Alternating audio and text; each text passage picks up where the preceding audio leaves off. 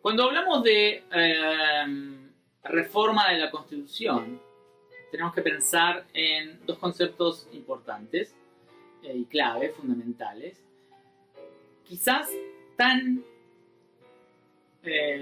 antiguos como el propio constitucionalismo. Si bien el constitucionalismo se puede remontar a la historia del Imperio Romano e incluso mucho antes, en la historia del derecho y la historia de las sociedades, de alguna forma algún tipo de constitucionalismo siempre existió, ya sea religioso, ¿no? La ley de Dios, o la ley de Dios después de que Dios murió, eso es la modernidad, estos últimos 230, 300 años, donde después de que Dios murió, bueno, mantenemos al rey, Inglaterra, bueno, matemos al rey, Estados Unidos, y preservamos a Dios, pero en un estado que es medio religioso, medio laico, pero ya la ley no es la ley de Dios, ¿no? Por ejemplo, el Leviatán, el libro de Hobbes, fue redactado pensando en el gobierno celeste, el gobierno de Dios, y el gobierno de la tierra, el gobierno terrenal. Y el derecho canónico y el derecho civil eran dos cosas muy fuertemente vinculadas, pero que ahí, a partir de Hobbes, se empiezan a separar. De hecho, quien magistralmente las separa es Hobbes, que en contra de muchas lecturas actuales, no es quien quería desarrollar un leviatán para oprimir a la gente, sino todo lo contrario. Básicamente Hobbes es el padre del liberalismo, y por liberalismo estoy concibiendo la teoría de Locke, de Kant, del propio Hobbes, de liberalismo inglés. John Stuart Mill, James Mill, David Hume, Adam Smith, o sea, los grandes intelectuales liberales. No estamos pensando en lo que ahora se conoce como liberal.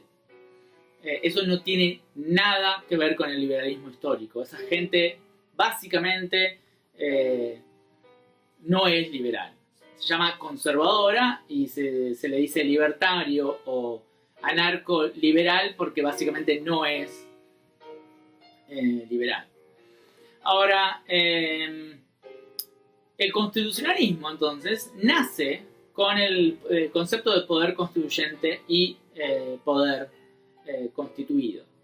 El poder constituyente es cuando estamos hablando del poder constituyente originario, el primer padre de todos. Es algo parecido a un Big Bang, a una causa incausada, a la generación espontánea, a el motor inmóvil, el primer acto que desarrolló básicamente todos los actos. O sea, vuelvo a la imagen primera, a Dios, al Big Bang, a cualquier explicación de la primera explosión del universo. ¿Por qué? Porque el poder constituyente es el que crea un sistema y permite que ese sistema abra nuevos espacios para ser reformado. Entonces, el poder constituyente originario es este poder constituyente inicial, el revolucionario, el que abrió la puerta a todos los demás poderes constituyentes que después van a venir, pero el primero, el originario, es el que crea todo, el que funda, el que revoluciona, el todopoderoso, el omnipresente, el de poder omnímodo también, que no tiene límites porque creó todo de la nada. Básicamente, ya se lo están imaginando, la aparición del Big Bang o la imagen, se les aparece en la mente la imagen de Dios o del Big Bang. Obviamente esto es una imagen retórica que se usa en 1853, cuando el poder constituyente originario aparece en Argentina. No es ilimitado. Si uno revisa la Convención Constituyente, tenía miles de límites, pero es una imagen recurrente. ¿Para qué? Para diferenciar el poder constituyente originario 1853 en Argentina de sus reformas.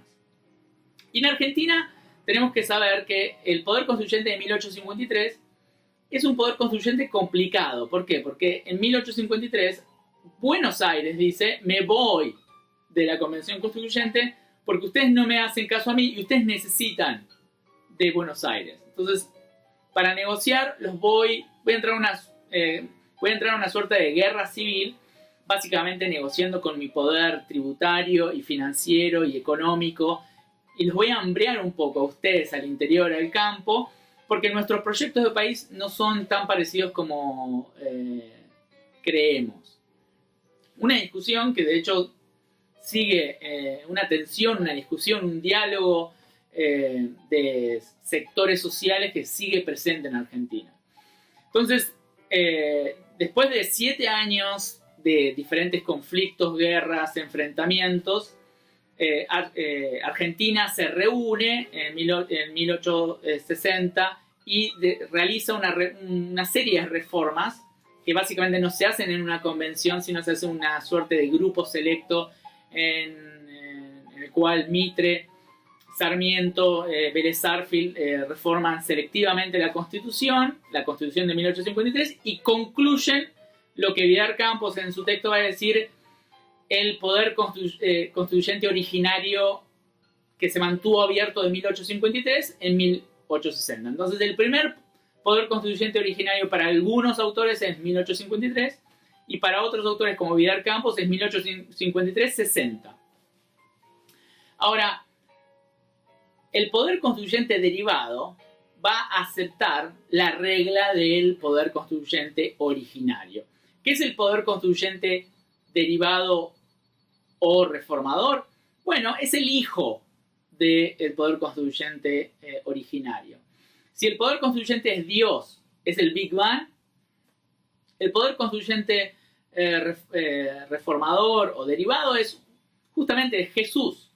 Bueno, primero tiene poderes, sí, levita, cura a los enfermos, al leproso, multiplica los panes, camina en el agua, divide las aguas. Lo que haga Jesús con sus superpoderes de X-Men, perfecto, pero fallece y resucita, pero no es el creador. El creador es Jesús y es el Espíritu Santo y demás, la triada divina, pero es mucho más el poder constituyente originario. Y de hecho, Jesús es una versión débil del poder constituyente originario. Jesús es una versión débil de Dios, el poder constituyente derivado es una versión limitada, no ilimitada.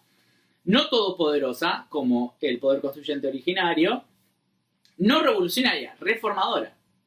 Entonces, el poder constituyente derivado acepta la regla del poder constituyente originario. ¿Cuál es la regla? La regla del artículo 30.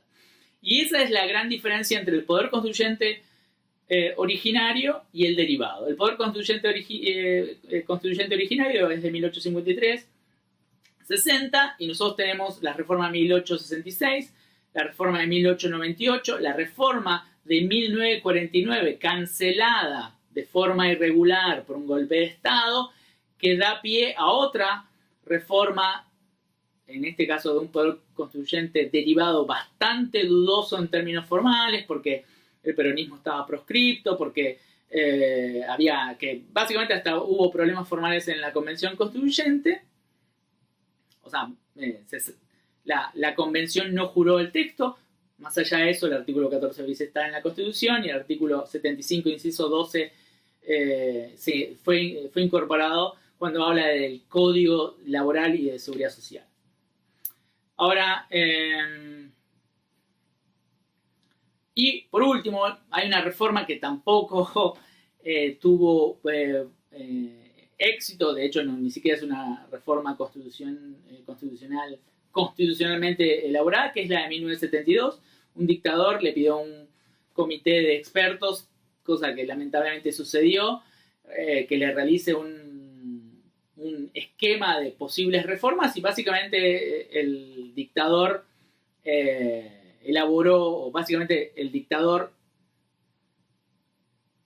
dictó ese texto constitucional que se conoce como la Constitución de 1972, La reforma de 1972, comillas, comillas, no fue por convencional constituyente.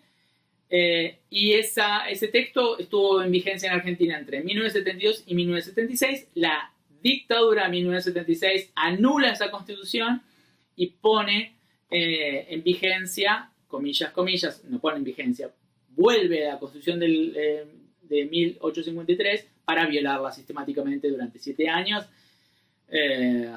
hacer desaparecer a 30.000 personas, establecer campos de concentración y todas las cosas que ustedes ya saben que sucedió, pero eso da pie a hablar de la Constitución de 1972 con una vigencia de 4 años y no fue hasta el 83, sino fue hasta el 76.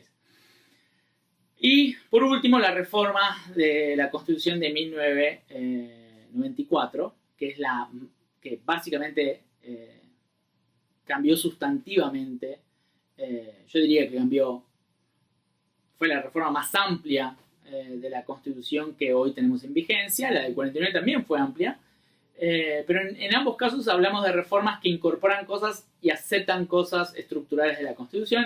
En los dos casos, el presidencialismo, por ejemplo. En los dos casos el presidencialismo se fortalece. Y en 1994 se incorporaron cosas importantes, sí, pero yo creo que el 70% del sistema constitucional argentino sigue siendo hijo de Alberdi. La Constitución de 1853 es hija del siglo XIX y gran parte de los problemas de esa Constitución son nuestros problemas hoy, en el 2020. Entonces, esos son dos conceptos importantes. Vamos a hablar más tarde sobre mayorías necesarias para reformar la Constitución.